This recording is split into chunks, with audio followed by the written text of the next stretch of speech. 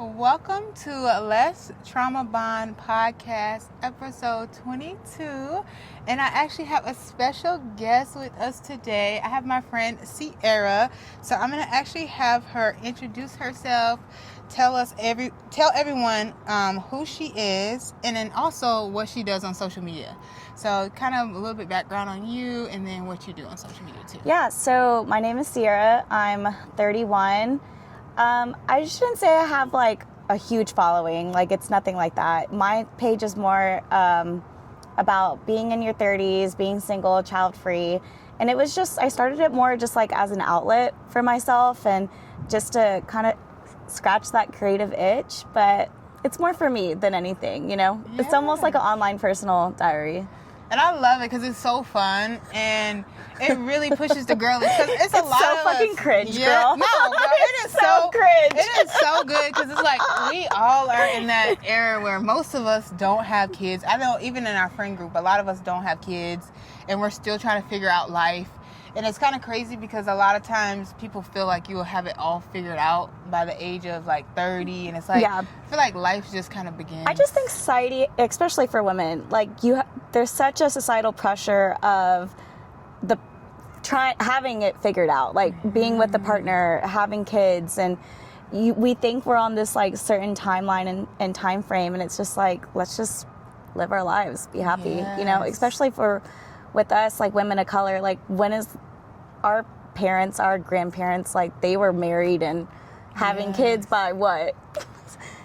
My grandma's 16. So, yeah, like I don't even know. Yeah. At a young age. And then we have choice now. I think before we really, like back in those days, there wasn't choice. Yes. So it's really cool to like experience that. So I don't think it's cringe. And a big thing is I feel like in social media, like you have to be cringe. It is, yeah. It's about like being yourself and like if you don't stand out you don't draw like the right people, to be honest. Like if I know some people want to like be perfect and like yes. look a certain way and do the things that are not cringe, but it's like the ones that really stick out are like the ones that are different and documenting authentic and like who you are. Yeah, yes, I feel like those are definitely the creators that I follow too, because yes. I love your content too. I've told you from day one. I was like, ooh, I binged all of it. I was like, is this weird? I'm just like liking posts from like no, I love it because like when I see my friends liking my posts, I'm like, I fuck with them, because I feel like friends that don't like your posts and then they see them, that's just weird, you know? Like I agree, because I'm a liker. I'm a hype. I'm just a hype woman in general, though. So anything that I can do to help monetize or just support, like it doesn't even have to be about money, right? It's yes. just support my person. Like, I don't know. It's weird to me when people aren't like that. So anyway, I digress. Super huge. And then you also help other content creators as well. I do. So what do you do in that realm as well? So it's just getting started. I just started this year freelancing a little bit. Started off with photography. And when I was living, so the backstory, I had just graduated college. I'm a late grad, so I graduated in May 2024 with my degree in marketing. So I was just looking for creative ways to freelance on the side just for some extra money. So it started off with photography, and then I was just like, well, you know, maybe I can offer, because I do all of this for work anyway, from my 9 to 5. So I just was looking into different revenues of how I could, you know, freelance and make some extra cash. So then it slowly branched into social media. So there's a real estate agent that I help run his page. It's Danny Sells New Homes. Go check it out. Yes. And it's hilarious. Like I make him do all of like the stuff that is like super like trending and stuff, and he's just like an older man, so he's just like, that is cute. Yeah, I don't think you've ever seen it, right? No, yeah, I'll have to show you. It's hilarious. So I get him like doing like the voiceovers and like I love that. Oh, I think and that would be so cute. Like especially if it's like an older guy. Like, I feel like they always make everything like funny. Yes. And, like it's a great time. So I'm actually going here after that. After here, I'm gonna go film some content for him too today. So yes, and then also let them know your TikTok, because it's a well. It was like a secret society. Yes, it was. It was my alter ego. It started off as a secret TikTok account, and all of my friends found it, and my hometown found it. So it's like whatever now. But it's at CC 8180. Okay. And I'll put it up here too, you guys, so that you can go and check out her TikTok and go follow her. So we're going to get a little bit more deep into more about her, like more about her life, more about her relationship, and all that stuff also intertwines with the content that she makes on TikTok. So it's kind of cool. So first, because I don't even know this, because you used to live in New Braunfels. Yes. And now you live in San Antonio. How did you transition, or how long So I was dating my ex for I believe 2021 to the end of 2023, and he lived in Seguin, but he had a business in New Braunfels. I don't want to say too much. Yeah, but, but internet people. Yeah, but because it's a small town out there. So I lived out there for about 2 years, and we ended up breaking up. It was honestly a traumatic breakup. I was supposed to be married this year. We had plans on getting engaged and getting married. So it just was pretty brutal. And so I left that relationship with nothing. So I was living out in San Antonio, and then when we met, we moved really fast. So like within all the things that you're not supposed to do, like I did. So so I gave up my apartment, sold all of my furniture, I moved in immediately, and it was just like, I shouldn't say love bombing, because I do believe he really, like, the feelings were there and it was mutual, but looking back now, I definitely feel like there was a little bit of love bombing, or whatever you want to call it. But anyway, long story short, after I found out some of the things that I found out, we broke up and I left with nothing. So I moved back with my mom in my hometown. You have no idea what it's even called. It's called Stockdale. Look it up on the map. Never been there. It's a super small country town, about an hour from San Antonio, farther south. But yeah, like my graduating class had like 60 people in it. Oh, wow. Tiny, oh yeah. gosh. So I moved back home for a little over a year just to get back up on my feet. I was in my last semester of college. So I just was like trying to heal, trying to keep going in a sense of, it was just a mess, but it got really dark. And so to circle back and answer your question, I started that page on my TikTok because I wish I would have had a creator that I could relate to in that moment, because it was just so heavy and so dark. So like I said, this was just more of a creative outlet for me. Yeah, and I don't love the dark part, of course, but I love that, like, the journey that you went through, especially with healing. Because first of all, my podcast, I never really told you, but it's called Let's Trauma Bond, and it's all about kind of talking about the experiences you've been through in life. Okay. And then like kind of like healing from that and understanding what it stems from, and like going through that healing journey, because life is like literally always journeys of ups and downs. Oh my and like gosh, how you navigate love that. Yeah. Okay. So, I came in blind, people. Yes. She doesn't even know the questions. She don't know where this is gonna go. I had no idea. But it obviously is aligned because of the path you've been through. It even when you talk about like, kind of even when you started dating your ex and you moved spontaneously and sold everything. A lot of people don't even like understand that mindset of being able to just take a risk. Yes. Like obviously the outcome may not have been exactly what you wanted, but like it teaches you certain things during that lesson. Absolutely. Like for me, I mean, I never done that for a man because I'm a very... You take your time. You're very methodical about your decisions. I take my time, but I'm kind of like, I don't have patience. And that's something I'm working on. It's like, I leave people very fast. So I have never got to that point. Yeah. But me coming here, like, I moved out of nowhere. I sold all my furniture, and I'm like, I'm going to start a new life. So you did tell me that one of the first times we met, and I thought that was so fucking brave, man. Yeah. Like, so how do you feel, too? Like, it's kind of like you restarted life almost like 3 times because, you know, you dated him, you started a life with him, and then you kind of moved back home, and then you moved here. So how did you end up here? So after about a year of healing and saving up and just kind of rebuilding, one of my friends from high school was like, hey, backstory, he had suffered a traumatic brain injury, and he wasn't quite ready to be on his own, and his parents have always done, their last name is the Wallaces, so if you ever hear me talk about the Wallaces, like, I would not be where I'm at today without them. Like, they're just like my second family. So I felt like if I was like, yeah, man, like, I'll help you, and move in for about a year.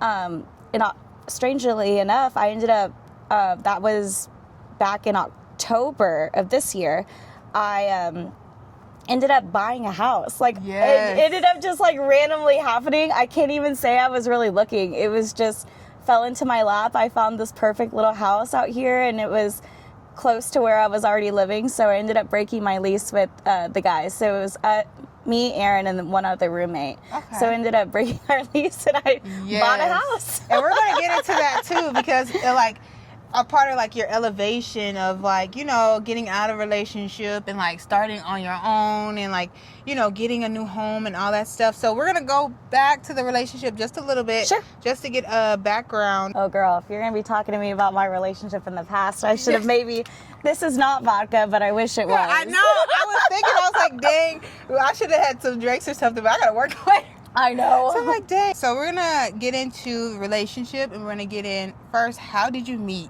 this guy?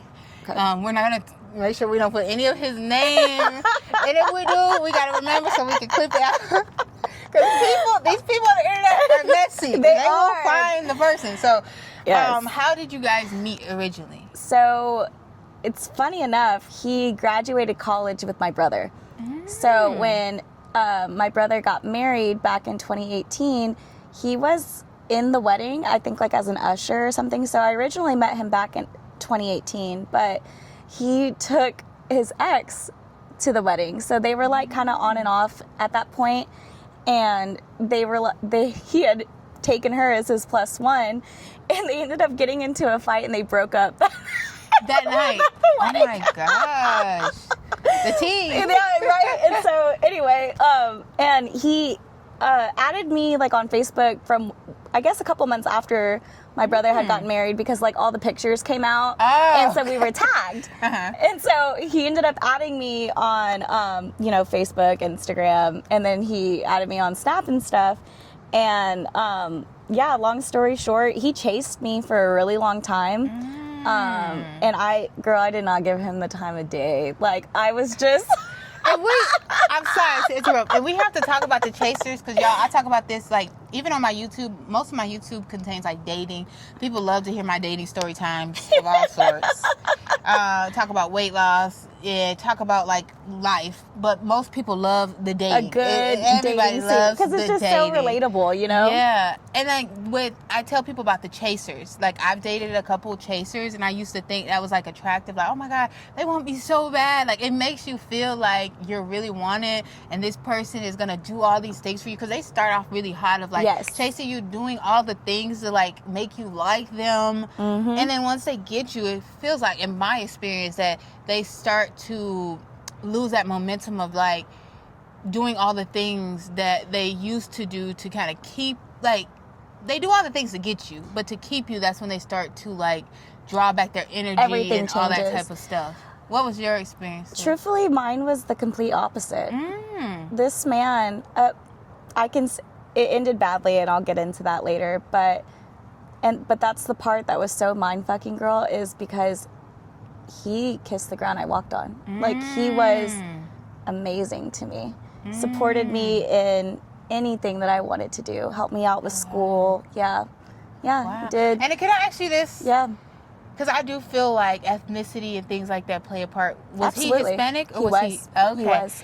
I don't know. You can tell me No, this is true yes, or not, because yes. what I've noticed since I've been here, because this is my first time being around like a lot of Hispanic people. I've always had a Hispanic best friend like my whole life. Oh, really? Yes, I've always had. Because you grew up in Minnesota, so that's not a dominant out there, right? It's not dominant. Like, we have like a big like Hispanic culture in like Lake Street. So we have this street called Lake Street, and it's like all like the Hispanic restaurants, Hispanic shops. Gotcha. But nothing like San Antonio. Not like San Antonio. Yeah. San Antonio is majority Hispanic, which is why I chose it, because I've never found a city that was majority that wasn't white. Yes. So I was like, okay, because Minnesota's majority white. Yes. So, diversity is important, man. Especially whenever you're picking up your life and moving somewhere else. Like, you want to feel comfortable. A new experience. Because I'm like, I want to experience like a new culture. For sure. But what I've learned being here with the Hispanic culture is like, they're very lovey, which my last ex was half Colombian, half Hispanic, half African, and very lovey-dovey, very like, I'm gonna give you the word, like treat you super special. I think it might be a part of the culture of being very lovey, being compassionate, and being affectionate. Yeah, I would agree with that for sure. And I've noticed from some of the stories from the girls that I've seen out here, it's like a lot of the guys put up like, it's not an act, but it's like they're sweet, and so that kind of like manipulates like people, because when they do the things that are wrong, it's like you still hold on to like their sweet personality. I think you hit it on the head. Like you hold on to like, well, this is how they usually are, or like whatever. So it almost like taints it. You have like a certain perspective of that person, and I'm probably butchering it. It's gonna bug me, but it's definitely. I saw that with him, not immediately, but definitely like. But I think it's because we moved so fast. So because we weren't strangers to each other, once we finally did go out on a date, and like I did give him a chance, like I said, we just fell for each other like almost immediately. And I mean, what's wild is like, you know, like his family was amazing to me, like my family was amazing to him. Bug. I'm sorry. Oh no, you're fine. Yeah, that bug got in my ear. Okay, so you good? His family was amazing to you. Yeah. I'm like, girl, I got you. No, I got you. I was like, I would smack that shit. Oh my gosh. Sorry. Yes, but you know, we integrated our lives almost immediately. So how long from me, like, okay, you guys started dating. From how long from like starting dating did you guys move in together? Like how many months or a year? Or? Less than 30 days. Oh my gosh. We joked about this all the time. Technically, we lived together longer than we were together, because like we started off as like just fun, casual, and like, but yeah, we always joked that, you know, that I literally went over one day and then never left. So it was just almost immediately that yeah, we just connected and moved in. It was just super hot and heavy, super fast. Oh gosh. Yeah. Okay. Do you feel like now looking back at that, is that a red flag? Because I feel like if a man, like, it could be a red flag on both sides. Because I realize, you know, women can have red flags too, and men can have red flags too. But like, do you feel like moving in with someone that quick is a red flag on either ends? I don't, only because one of my best friends literally just got married at like mid-November, and her and Abraham, Ashley and Abraham, love you guys. Yes. They're like, I call them my mom and dad. Like, I'm literally that third wheel friend. I'm with them all the time. He probably is so over me. But they, like, literally same thing. Like, immediately they went on for one first date, and the next day he asked her to be his girlfriend. Oh, yes. wow. And they, like, literally, Abraham kisses the ground she walks on. Like, they are such a beautiful couple. And you hear those stories all the time. So I think it just depends on like, the dynamic. You know. And, yes. Because some people really even get married like in 30 days, 90 days, and then they're together for life. So everything can happen. I guess it can work. And then your brother. So was your brother ever friends with him actually? Oh yeah, they were like really good friends. Are they still friends now? They are still friends. And how do you feel? Like, is there any animosity at the end of this? I think when everything came out, there was, so I'm going to tell you, I'll say it. So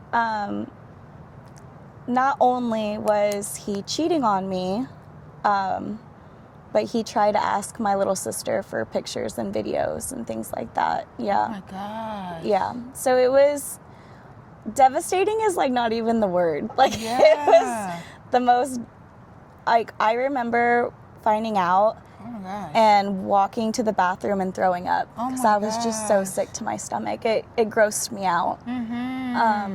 So sorry to interrupt because I want to ask a couple questions.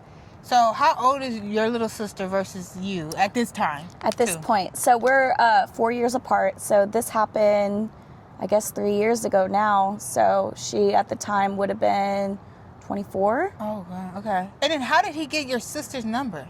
It was on Snapchat. Oh, he sent it through, like, oh my gosh. Yes, girl. That's Yeah. bold. And so then did your sister come to you and like, hey, this happened, or how did you find out? Not initially. We had gotten in, so for me and my sister, that's my baby. Like, I love my little sister. But we had actually just gone into a big fight. So we had like a falling out where we didn't speak for like a month. Like, so dramatic. Looking back now, I can't even tell you what it was. Like, It's a sister thing. It could have been It's anything. definitely- I was just really mad at her. And, so we had gotten through this really big fight and we ended up working through it. So we had like just started talking again. And, and then he did that on, it was Labor Day weekend. Yeah.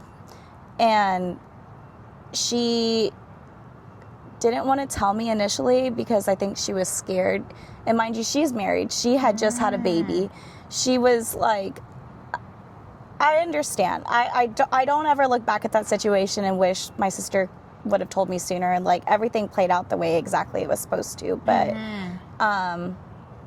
yeah. And you can see both sides to it sometimes because I even think though she that's didn't your wanna hurt me. sister, Yeah. she don't want to hurt you. And then also there's some times where people really won't even believe you. Oh, yeah. And because they're so in love Yes. that they don't even I want think to. there's a little bit of fear in that too with her. And put it in perspective, like we intertwine like our holidays and stuff. So like, Oh yeah. yeah. So like, it's awkward. it's too. super awkward. Yeah. So I don't, and then she, in her mind, she's like, maybe I did something that typical woman, like we put the blame on ourselves, right? Like maybe I did something that made him think that that was okay. And I was like, no, like that, like you can't go there. It No, caused a yeah. huge rift in her and her husband's marriage. Like, Oh my gosh. yeah, well, I mean, he's military, so I think he's just protective of his wife because she just had a Yeah. baby.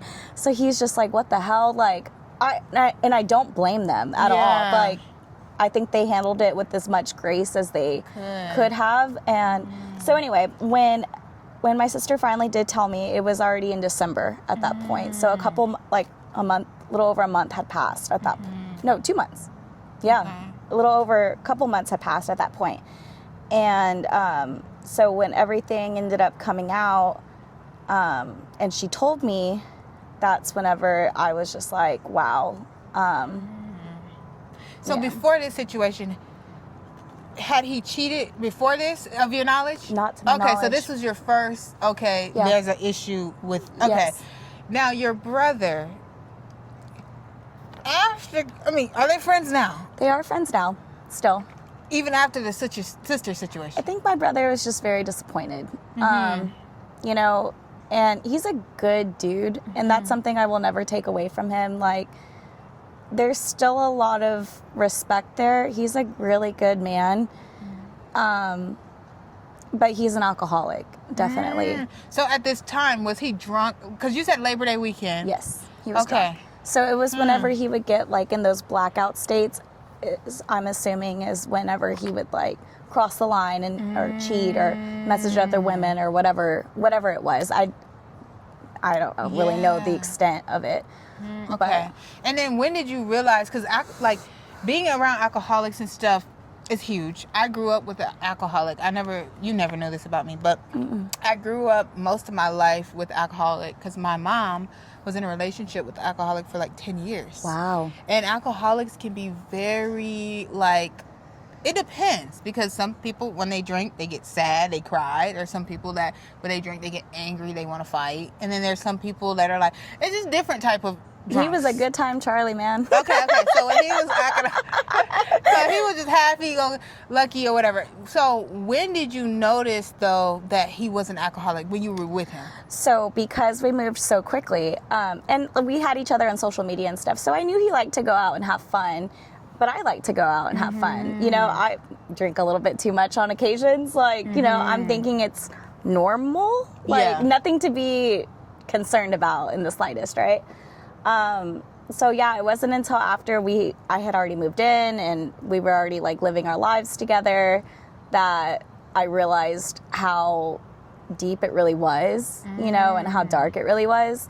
And when I say dark, I just think that there was a lot of like his dad was an alcoholic. I don't want to say too much because I don't want to give it away, but the line of work that they do, it was a lot of manual labor. So I think I've noticed that a lot here in San Antonio because I interact, you know, I do Uber on the side and I interact with a lot of people that work in construction. Not saying this is what your ex did. This is just generalizing. Yes. Construction, gas, oil, all this type of stuff that's really big here in San Antonio. And they drink because they work long hours. They're always working overtime. It's very physically stressful. And I've noticed here in San Antonio, there's like a huge problem with alcoholics. Well, I think in the Hispanic Latino community in general too, there is a huge issue with alcoholism. Yeah. And I didn't notice that till I got here. Yeah, and you don't really know until you're around it, right? Yeah. Like, yeah. And that's big too in the African American culture too, of like being alcoholic and like drug abuse and all those type of things like happen in the community. And so even when I came here, I was like, whoa, there's so many things that like African American people and Hispanic people have in common. Like I joke about this in my head all the time, that like Hispanics are the closest thing to black people and black people are the closest thing to Hispanics. I agree. When it comes to like all the other like ethnicities of Asians and Indians, stuff like based off the culture, the music, like a lot of different things. And so even with that like happening with your ex, kind of even with the other cheating scandals, what was like your biggest moment where you're like, no, I have to be done with this person? Like, what was like the breaking point for you? What would you say?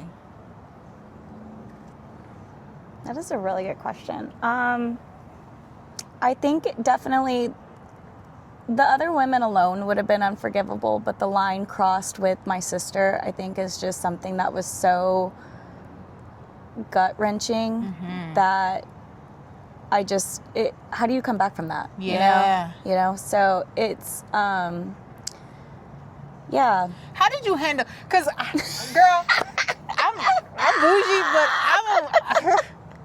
when it comes to my man, did I burn it down? Yeah, because my sister, like, I would have been going off and crazy, you know? Yeah. So how did you react in this moment? Like, how did you unpack this when you found out about the information? So like I said, my sister, I was on FaceTime with her, and she told me, and you know, she was just like, please don't be upset. And I was just like, I call her baby. So I was like, baby, I'm not upset with you. I was like, but I do have to go. And she was like, are you going to be okay? Are you okay? And I was like, I got to go. I went to the bathroom and I just started throwing up. So I don't think I had mentioned, we had gotten into a fight before that too. So that I was like, man, are we like, is this the fight? Like, are we going to be like over? You know, and so I had gone to one of my girlfriend's house, and I was like, man, we're breaking up, like, this is it. And that's when my sister FaceTimed me, and she asked me, like, hey, where are you at? And I was like, oh, I'm with Siobhan. I'm at Siobhan's house. And she was just like, why? Like, what happened? And I was like, I don't know. Like, he's saying that, like, he can't make me happy, and it's like a me problem. And I was just like, man, spiraling. Like, it is me. Like, this man has given me a beautiful life. Like, he's so supportive. Like, he's checking all these boxes in all these places, and I can't be happy. And I was just like, I was being made to feel small because I was wanting more. Yes, I understand you work a lot, you own a business, it's busy. But, like, when you're home and, like, it's our time, like, I want to connect. And have quality time. Yes, and quality time. And I wasn't getting that from him, which makes sense now because I think he felt guilty of the things he had done. Yeah. So he was starting to pull back. And I remember feeling that way, like, what's wrong? Are we okay? And he's like, yeah, we're okay. I'm just tired with work. I'm busy. Like, you know, I'm busy. And as a partner, you want to be supportive of that too. Like, okay, what can I do to support you? Like, how can I help? And it was just something missing, right? I'm trying to figure out how I want to do that. Yeah, I was like, because I did go crazy. Yeah. I'm gonna say it right now. Yeah. I did go crazy. So We're trying to find a way to not incriminate. Yeah, I don't want to incriminate anybody or myself. More importantly, myself. So I did encourage him to give me a huge lump sum of money. Mm-hmm. As he should clock it. I love that. I may or may not have said, like, if you don't, I'm not leaving. Okay, period. And so you got your funds. I did. Okay, period. Once my sister had told me and I went to the bathroom and I just remember throwing up, I remember looking in the mirror and I didn't even recognize who I was anymore. I had given up so much of my identity and so much of pieces of myself that I was just like, for what? For this man? Like, because he promised me this life, and it's like, it wasn't even worth it, you know? So I remember walking back to the room where my stuff was, and I saw my suitcase and my trash bag with some of my clothes. Because when I left, I was just like, man, like, this is it. Like, we're breaking up. Let me just grab what I can and get out. I remember my skin being on fire. The anger and the hate that I felt for him in that moment was like nothing I can ever describe. And I knew I wanted my revenge. Yes.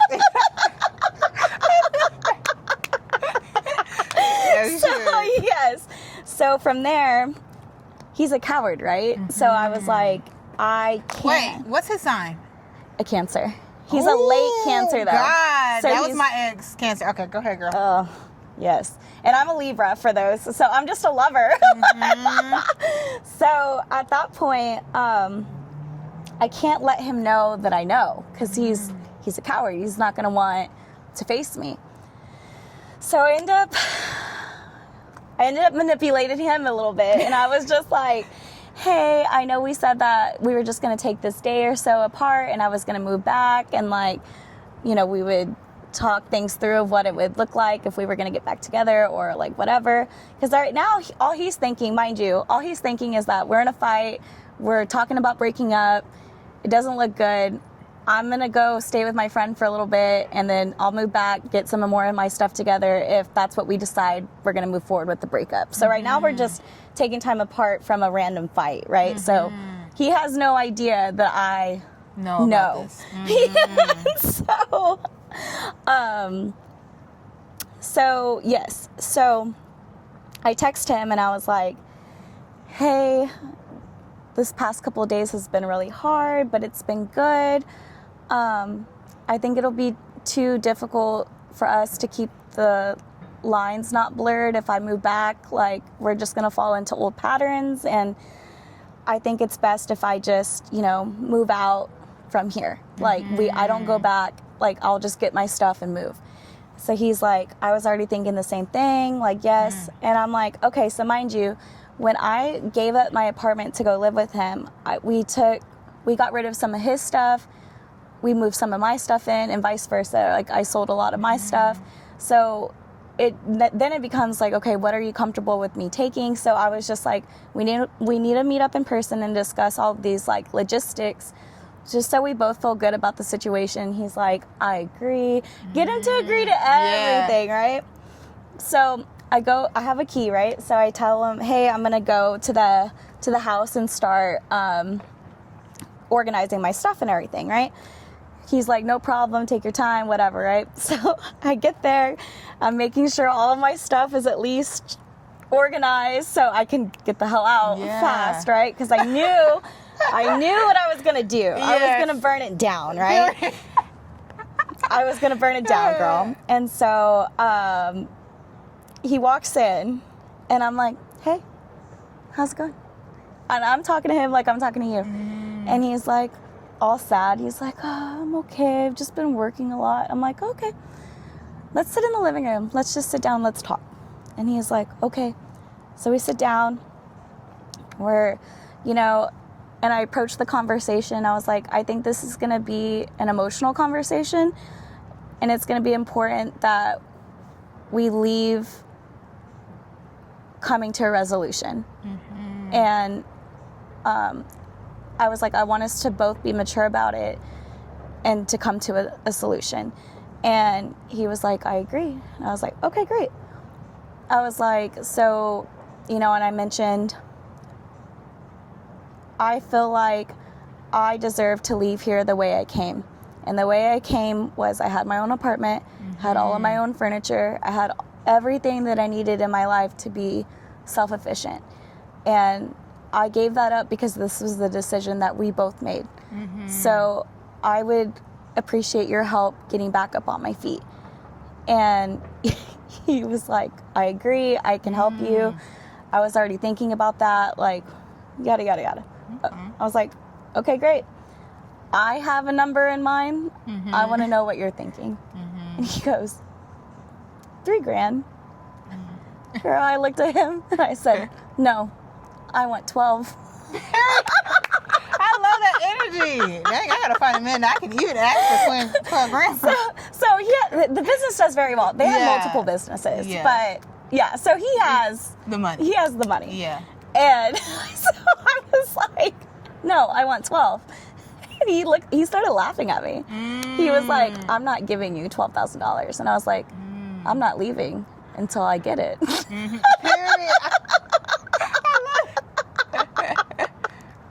He goes like, where are you getting this number from? That's what he kept getting stuck on. And I was just like, I started an Excel sheet, and I went through room by room. I was like, kitchen, I'm going to need a kitchen table. I'm going to need dishes. I went fucking, like, and I pulled it up. I sure did pull up my Excel sheet, and I was like, that's a true businesswoman right there. She made an Excel spreadsheet. I sure fucking did, girl. So he's like, very adamant, I'm not giving you 12 grand. And I was just like, you're going to make this right. When were you going to tell me about Sabrina, which is my sister? I mean, and his face just dropped. And I said, how long and for how many others and for how long? And because if you felt that comfortable, that bold to do that to my sister, how many other women were you doing this with too? So I was like, how many others and for how long? And he was like, more than 6 months, multiple women. And I was like, for more than 6 months, you made me feel like I was the issue. Like I was the one that was crazy and was in my head. I was like, you were going to let me leave here believing I was the demise of our relationship. And I was just like, no, you're going to do this for me. You're going to make it right. You're going to give me what I need to be successful and to leave here and to keep moving forward. I've done a lot of, at that point, I was paying for school out of pocket because he took care of everything. I didn't have any bills. So I was paying for school out of pocket. I had cleaned up all my debt. So I was in a really good spot financially. I didn't have a savings, but everything was paid for at that point, And I still had one more semester of school left.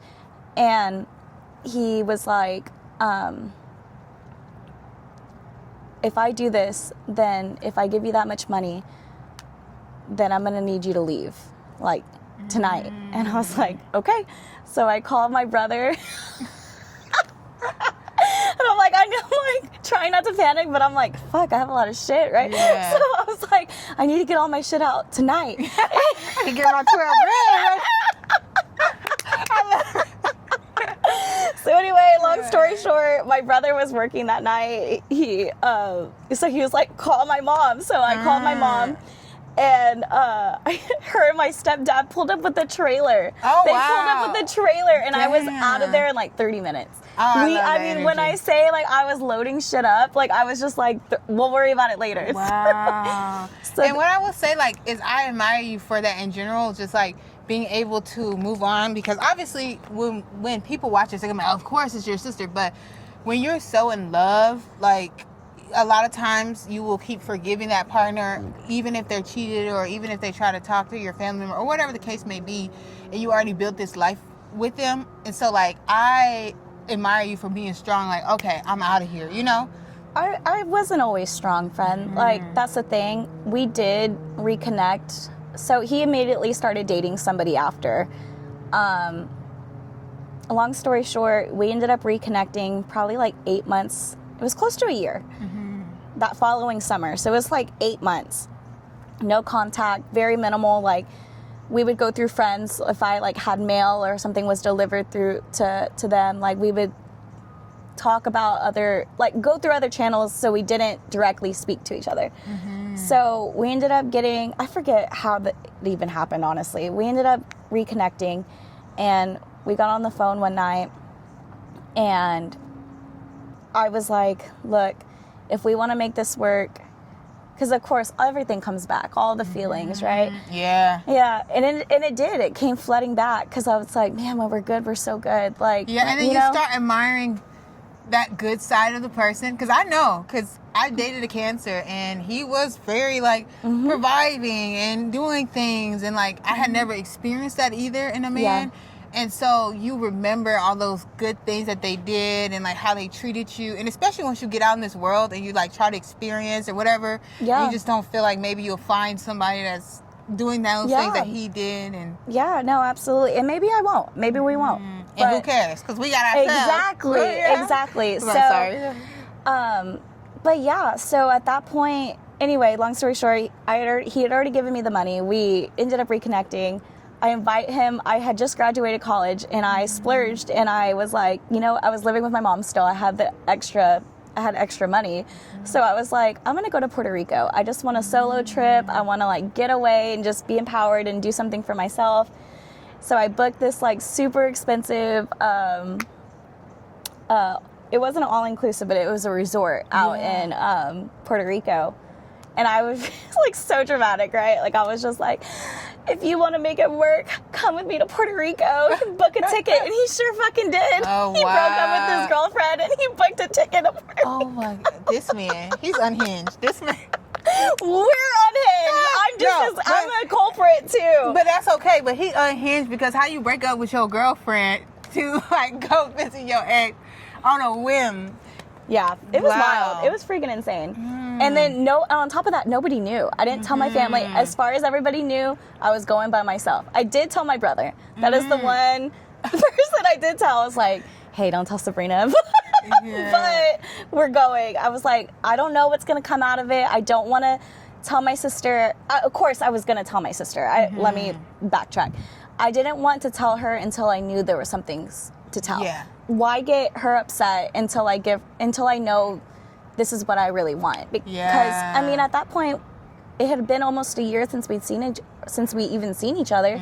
So it was like, what if we don't? But girl, we picked up exactly where we left off. That's crazy, because that's so weird, because it's so similar to my ex situation. Yes. But my ex lived out of the country. Okay, girl. He lived out of the country. country? Yeah, he lived out of the country, girl. And they know about this, because I did a story time. I did a vlog when I was I'm gonna have to go check it out. Yes.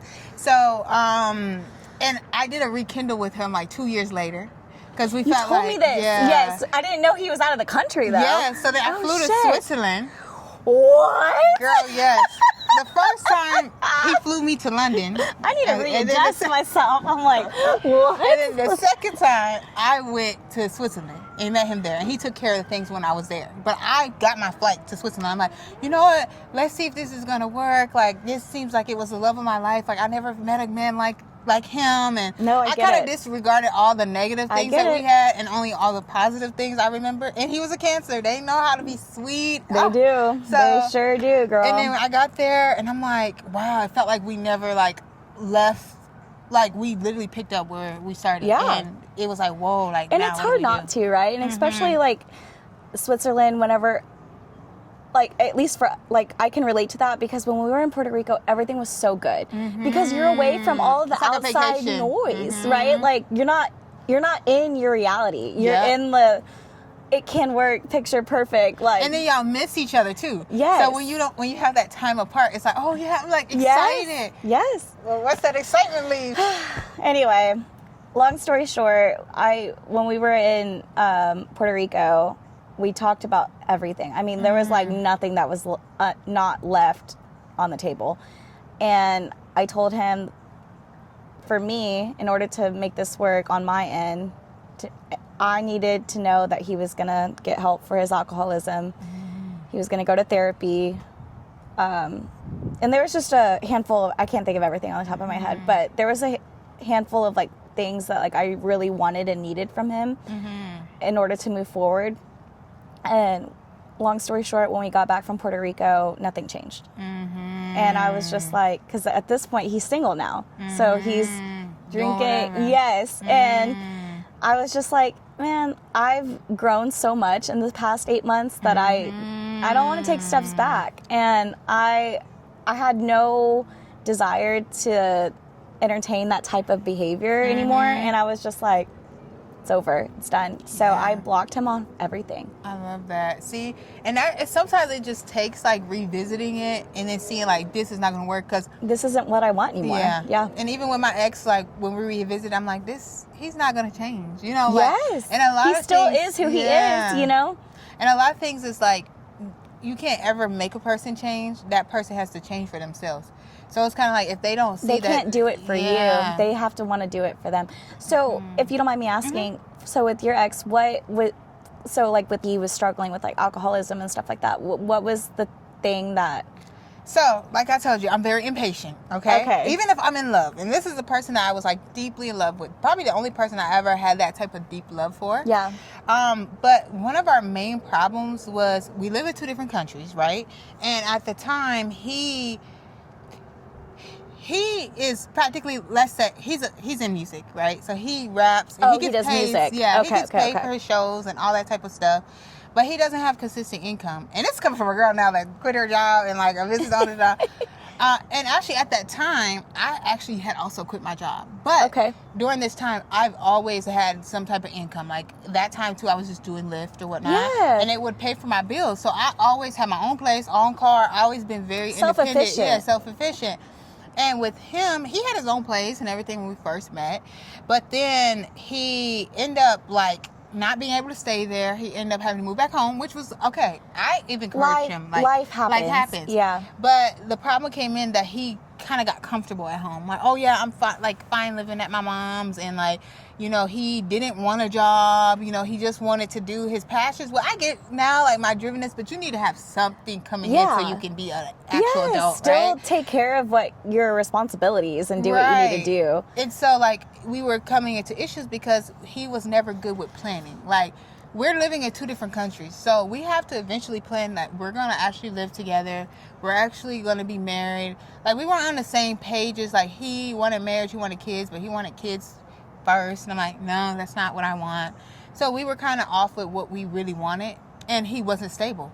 And for me, I have to have someone stable. Yeah. Because I'm like, we're in 2 different countries. Why are we going to, and on top of that, why are you going to bring a child into this world and we had an argument about this. Like, it makes logically no sense. I would never do that. Like, you're not even where you need to be. No, you know? Absolutely not. And so that would turn me off too, though. It's an ick. It's such an ick. Because, like, mind you, the way he got me is he wasn't my original type. The way he got me was like, okay, getting to know me, being all sweet, flying me to another country, treating me really well.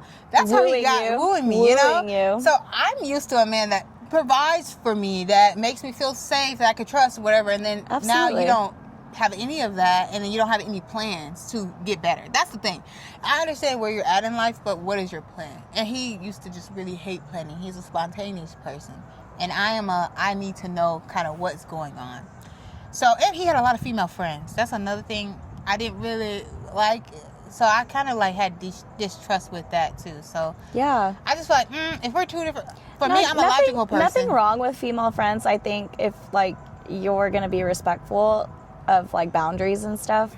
But and especially like if you grow up together. But like actively trying to make more female friends, like that would. I think I would not be okay with that too. And having a ton, like majority of your friends are female. Yeah, that was a lot for me because I'm not used to that. Yes. Like, and I was very used to dating like antisocial men. Oh, okay. So he was my first. Nerds. Yeah. Like, no, girl.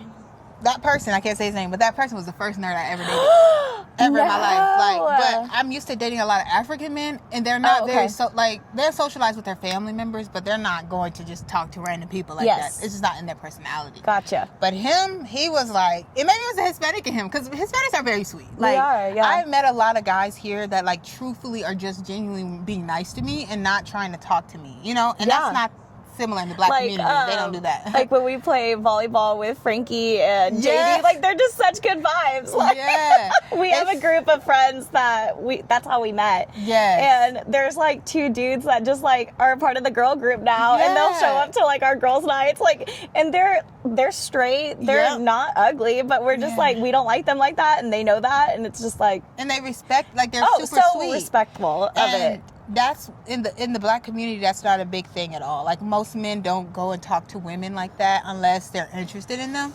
So it's like a different dynamic. But yeah, I could see that for sure. I could see that. It was like our lives didn't align. He just, like, years later, we took 2 years from not talking to me going back to Switzerland. He still was in the same exact space. Like, you don't have a job still. You don't have your own place. You know what I'm saying? Like, it's like, where have you improved? And I'm a very business person. You're like, exactly I need where growth. I left you. However many from that much time. 2 years ago, you said. Yeah. You're exactly where I left you 2 years ago. It's like, want more for yourself. Like, build a life that we can enjoy together. Yeah. Like, you should be self-efficient.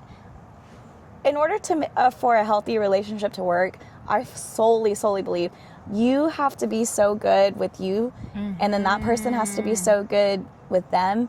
And then you come together and you build a life that's beautiful together. But you have to be able to say, like, oh, yeah, I was doing my own thing, like, before. Mind you, unless you're, like, met whenever you're super young. Of course, you're both going to be figuring it out. But, and then like, also you we're build, too like, grown. that self-love, too. Because you have to be also, like, whole on your own. Because if you don't, then you're going to be dependent on your partner to fill you up in your voids, you know? And I think it's also causes a lot of insecurities, especially with men.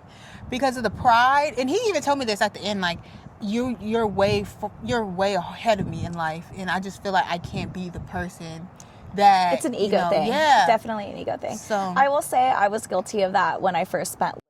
I will say I was super guilty of that when I first met my ex, was because I don't feel like I had that love for myself as I do now that I'm a little bit older. I feel like after you turn, I'm 31, but like year 29 to like 30, it is just such a shift. I don't know what it is, and it's awesome. But and I actually want to get to that next, so this like moves in very like organically, because I want to say, like, what really helped you on this healing journey, like, of, you know, breaking it off the final time and kind of finding yourself. What are some things that you did to kind of like help you find yourself and see what you enjoy, hobbies, all that type of stuff? Yeah, so it wasn't healthy at first, especially when we had first broke up at the end of 2023, before we had gotten reconnected.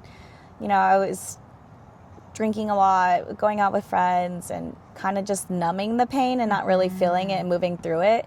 So after fast forward the 8 months after we reconnected in Puerto Rico, and then, you know, we decided not to move forward with the relationship, I didn't want to take steps back, and like, I wanted to keep moving forward. And so I remember reaching out to a girlfriend, and I'm not good at always asking like for what I need. Like, I'll suffer in silence, but kind of thing. But I just remember being like, I don't want to date anybody anymore. Like, I just want to figure out who I am, right? And I remember reaching out to a girlfriend who had just moved back to our hometown too. She was living with her parents. And I was like, you know, we're both out here in the middle of nowhere. Like, once a week, let's just go to San Antonio. Let's go to which was like an hour away, let's just go and like date each other. Like, let's just date. Yeah. And we're like, okay, and I was like, and if we have fun, we meet somebody that night, like girl code, like, hey, do your thing. I'll pick you up tomorrow morning. Like, no judgment. Like, let's just go and have fun and enjoy ourselves. So we were like in our Sex in the City era. Yeah. And that's kind of how it started. And I was like, man, I love this city. I love the people here, the energy. So I was just like, I'm ready to move back. So once February of 2025 is whenever I moved back, and it was just continuing on that same path of surrounding yourself with people who just understand you and get you. Yeah. And actually it leads me to how I met V. I started running at some of the run clubs out here. And it started off just as a hobby. Like, it was just like, I don't have anything to do after work, and I'm sitting here at home. Like, let me just go and do something that because girl, I hadn't ran since like high school, you know what I mean? Yeah. So I was like, woo. I feel it. In the middle of summer, I joined Run Club in like May. I think we must have did it around the same time. Yeah. Because maybe mine was June. Yeah, but it was like middle of the summer. Fucking hot as hell. Hot as hell. Like, it was like 93 we were degrees. running in like, with the heat index, like 100 plus degrees. It was insane. That was crazy. I don't know how we did that. And so anyway, so I joined this run club. So out of everything, because also like my subscribers really love the like fitness and health and all that stuff.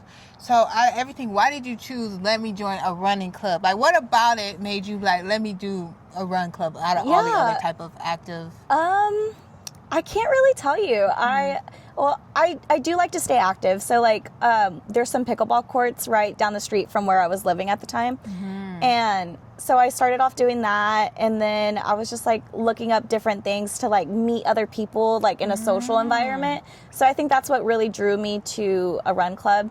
In the past, before I had dated, I had joined all the HIIT classes, and I met like an incredible group of women, and we like were on a group text like, all right, who's coming to class tonight? So I knew I needed like that sense of community. Yeah, absolutely. So when I went to run club, the first couple times I didn't really meet anybody. Like it was just like, well, actually I'm lying. My very first run club at Dreamers, I met Sarah and Jackie. Oh. Yeah, I met them the very Before first. knowing V. Before what? Knowing V. Yeah. Oh, and then after you met. I brought them into the group. Oh, because we all knew each other. I didn't know that. So funny. So so I met a handful of girls, and we would, hey, who's coming tonight? Like it was very small. There was only like 3 or 4 of us, and then I ended up meeting. Me and Jackie were at the Dreamers Run Club that they had at Smoke Sky Bar. Oh yeah. What is her? Wendy. Oh yeah. Came, and she was with another girl that she had just met, and she was like, hey, like, do y'all mind if we join you? And we're like, yeah, come sit down. So I met Wendy, and Wendy is how you guys all came to know V, and then we all. That is crazy. Isn't that cool? That is so cool. See, and if you guys are watching this, because a lot of people also like my moving content and moving to San Antonio. There's actually a lot of people interested in moving to San Antonio. A big thing is really trying to get out there and like join clubs, like run clubs, join like different networking events, all that stuff. Like that's how you truly make friends. The gathering, if you're a female, the gathering is another great way to connect and meet people. I had paid for an event, and I ended up not being able to go, and I was so upset. But I had already like connected with like V and everybody. So I didn't feel like I missed out on too much, but I had already bought my ticket, and I ended up not being able to go. But I follow them on TikTok, and you'll have to tag them too. Yes. They're an incredible group of women who host like these events in like a bar, and it's just like so fun. I think I follow them on Instagram. Yeah, they're so cool. Yeah, and then I also went to an event like Bubbles and Besties. I think they're like affiliated with the gathering in some way, and that was a really good like cute. You meet friends and stuff like that. That was really cute. Yeah, so there's a lot here in San Antonio to make friends. You just gotta push yourself. It bums me out when people say that they hate San Antonio, because I'm like, there's like you're not living it. You're not living it. You're not living it. They live on the outskirts. I tell people this like when they watch my video, like if you live in the outskirts and you don't get to everything happens central, like, and that's the problem. A lot of the bigger events happen central, and you have to drive over here. So if you're not gonna make the effort, you have to really push. Because my first few months here, I didn't know anybody. But I wasn't going anywhere besides go sit at the bar by myself. And then when I do that, I'm attracting men. I'm not attracting like female friends. And so that networking really helps. So after your breakup, joining the run club and stuff and all that, did you ever go to therapy, or you just felt like, okay, you kind of just work internally with yourself? So I was seeing a therapist when I was with my ex, and he had really encouraged me, because there was some things that I was just working through, and I needed to, because I was in my early 20s, I had such a rocky relationship with like my family, and there was just a lot of trauma. So when I got with him, my life had slowed down in a lot of ways that like I felt like I was trying to heal that piece of me, if that makes sense. So he was awesome, and encouraged me to go to therapy, but I know I shouldn't, but I felt like I associated therapy with him. And so after we broke up, I was just like, I need a break from therapy, and I just didn't want to revisit it. So I but I took a lot of the tools that I had already learned from therapy and and just really implemented them. And that's interesting because, girl, that's so weird. Like, we have so many things that are Yes, aligned. I love that. But I had went to therapy when I was with my ex, the ex I just told you about, the cancer. And even after we broke up, and a lot of my sessions, and I talked about this on my podcast too, but a lot of my sessions were about him a lot, like about our relationship, about the things that were going. Like, I was really focused, even though I had a lot of childhood trauma, a lot of family issues and things. I never really even got to the root of that with my therapist because I was in that period of my time. Yes. I was focused on my relationship, but it did give me the tools of self-awareness. Yes. And like, before I went to therapy, I really didn't have the self-awareness of like, oh, why did I have this pattern, or what? Yes. Why did I react? Like, what is going on? Like, where does this stem from? I didn't have those type of questions in my head. I'm just like, oh, this is just me, and you know, like. Yeah, no, therapy is awesome, but I do believe that it can almost be like, I don't want to discourage anybody from going to therapy, but I do encourage, go to therapy for a period of time and then challenge yourself to use the tools that you learn. But like you said, you have to have that self-awareness. Self-awareness is a gift, and not many people have it, unfortunately. Yeah. Unfortunately, but yeah, I definitely encourage, don't get so caught up in like, I'm not going to be better, I'm not going to grow if I don't have a therapist. Like, no, utilize the tools that you've been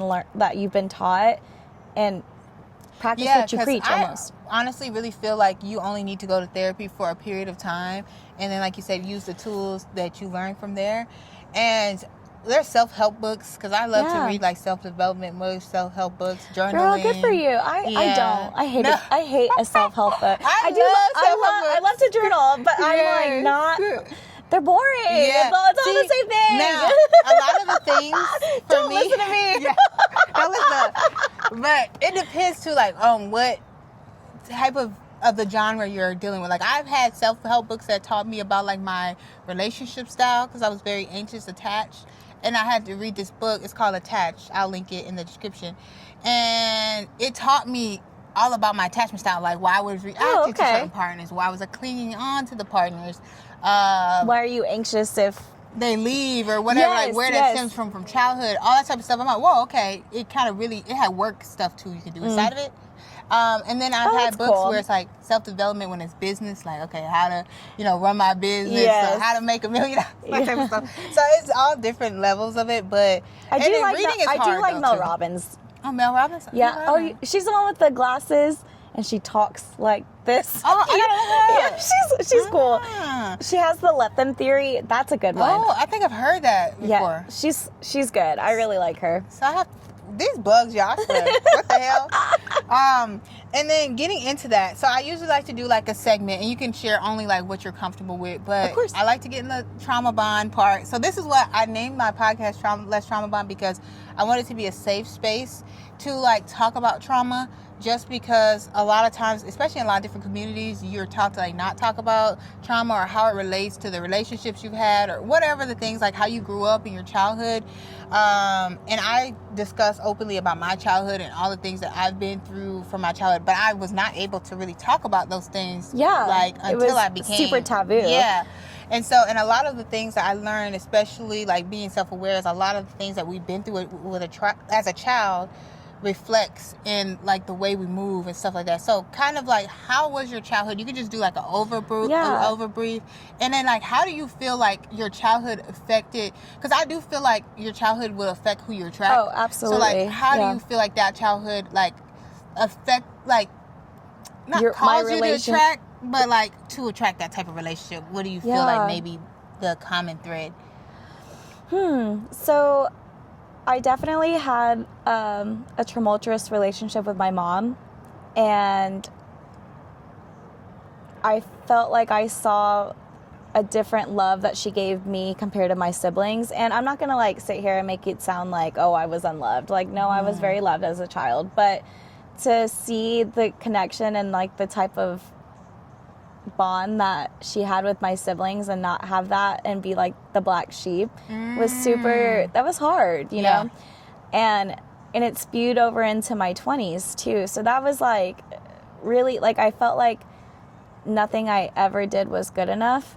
And to answer your question, I think I grew up with that mentality so much, is like, I'm not good enough, I shouldn't be here. Like, it was just like that lack of confidence in myself that I didn't develop as a kid, that I think definitely stems from like what I'm insecure about in my relationships. Like, I will say, like, even with my ex, like, because he was so successful at such a young age, and he had done very well for himself, like, I'm like, man, like, I don't deserve to be here. Like, you know what I mean? And so it was, but even with work, I mean, it's like, you have to believe in your skill and your ability and your worth ethic. And it took me a long time to say, like, no, I do deserve this love, or I do deserve a seat at the table in this position or in this role. And knowing your, like, worthiness. Yes. I did a poem about that, too. I think I put it somewhere on here. But I write poetry. Girl, I do, like, a lot of stuff. But, I love that. And I talk about that, like, understanding your worth, because in a sense, your family does teach you some part of your worth. And especially, thank you, bugs. These, get away from my friend. For real, like, these bugs love me. I feel like even the mosquitoes, I'm like, something with my blood type. But anyways, I really relate to the black sheep comment, because being the black sheep just means you're very different. And what I notice is the black sheep, as you get older, you thrive and you're different and you stand out. Even with this podcast, I'm like, Sierra, you are really good at podcasting. Like, the conversation is just effortless. Like, and I don't just say anything. Like, I see that in you. And even with content creation, like, she told us, like, move this couch over here. Like, I see that in you. And I think sometimes, like, when you're different from your family, it's because you're different that you can feel isolated, but you're supposed to be different. Especially as a kid. Yeah. You know? But then as a kid, you feel like it internally, like, something's wrong with me. Something's wrong, yes. Or I'm not good. Yes. And I grew up with that a lot. Like, I can't do this, or, because they don't see this. And then I started to realize, like, I don't need the validation, but I felt like my whole life, until I got that realization that I needed validation from other people, because I didn't get that validation as a child. Is your love language words of affirmation? No, that's the crazy part. Really? That's my last one. And that comes with trauma too, because I have trust issues. So I don't believe words, I believe actions. And that also was a trauma, because my dad, he was never the type to actually do what he says he was going to do. So Zero I always follow felt, through? like, I felt like neglected in that aspect, which created the anxious attachment style in relationships. I can and see so that. quality time kind of affirms me, like, okay, they want to be around me, they're doing what they said they're doing, or whatever, because I don't believe in words because of the trauma with my dad with the words. That makes sense. But if I didn't have that trauma, maybe words of affirmations would. Yeah, Is that your love language? that is mine, because I felt like I never received that as a kid with my mom, or like my parents in general. You know, well, I'm lying. My dad did support me, and but just like Hispanic men, like, you know what I mean? You only get so much out of them, you know what I mean? So I do know that he did, like, he would be like, I'm proud of you, mija, and like stuff like that, but like very few and far in between. But it was there. See, like, with my mom, for the most part, like, I never got that. I get it now. When I moved back home, we repaired our relationship, so I get that now. And it's sad, because, like, I feel like we're making up for a lot of lost time. But that's really good, because even with me and my mom, like, our relationship is getting better now. I mean, we've always had a close relationship, but I always felt like I was a mother to my mother. And I talked about this on here, and you don't know this, I mean, but my mom had mental health issues growing up. And so I always felt like I had to, like, make decisions and problem solve, and that's probably why I'm always so driven and, like, you know, hyper independent. Well, because you were an adult.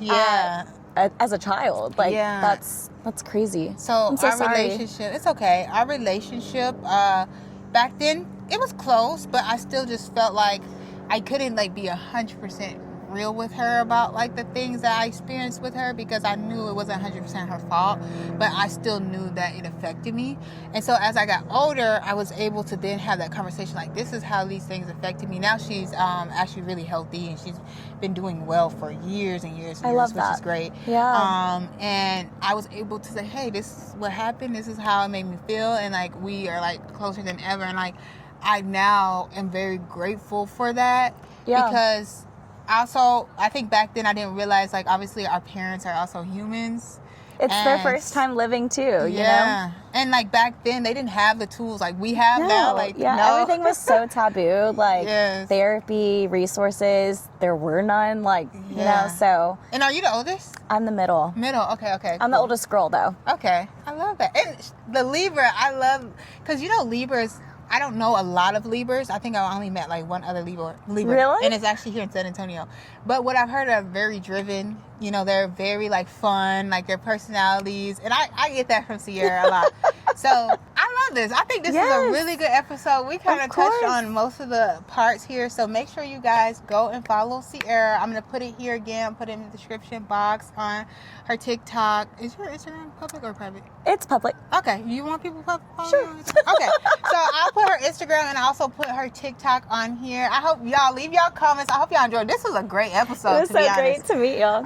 So I'll see you in the next podcast. Thank you for having me. Thank you for coming.